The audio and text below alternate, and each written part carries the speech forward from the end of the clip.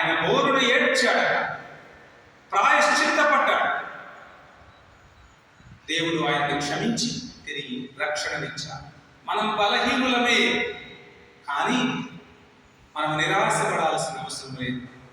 క్షమించు అని అడిగితే నేడే నీవు నాతో ఉంటావు అని ప్రభువు చెప్తారు దొంగవానితో. ఎందుకు చేశావు ఆ పనులు? జీవితాంతమును దొంగగా బ్రతికి బందిపోటుగా బ్రతికిన నిన్ను ఏ విధంగా గుర్తుంచుకుంటాను అని అనలేదు ప్రభు.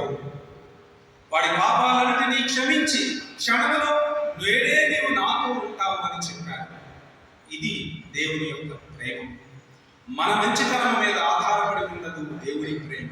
మనం ఎటువంటి వాళ్ళమైనా, బలహీనులమైన, తప్పులు చేసిన, అవినీతికి పాల్పడిన దేవుడు మనల్ని ప్రేమిస్తూనే ఉంటారు. ఆ ప్రేమను ఎప్పుడైతే అనుభవిస్తామో అప్పుడు మనలో మారు మనసు కలుగుతుంది. అది మొట్టమొదటి విషయం. ఆ తరువాత యేసు ప్రభువు గెత్సెమనే తోటలోనికి వెళతారు. ఆవేదన చెందుతున్నారు.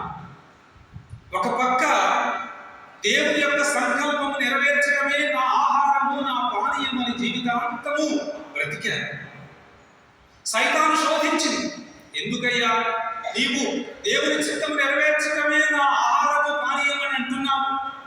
రొట్టెలను, ఈ రాళ్లను రొట్టెలుగా మార్చుకో, తిను. నీకు వచ్చినటువంటి అభిషేకాన్ని, దేవుడిచ్చినటువంటి శక్తిని నీ స్వార్థం కోసం ఉపయోగించుకో.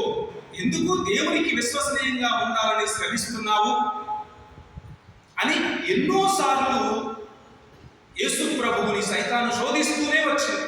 తరచుగా ఫరిసయ్యులు, ధర్మశాస్త్ర బోధకులు వచ్చి అద్భుతం చెయ్యి, నువ్వు మా కోసం ఒక సంకేతాన్ని ఇవ్వు, ఒక గుర్తునివ్వు, ఒక అద్భుతం చెయ్యి, మేమందరం నిన్ను ఆరాధిస్తాము, మేమందరము నిన్ను కొలుస్తాము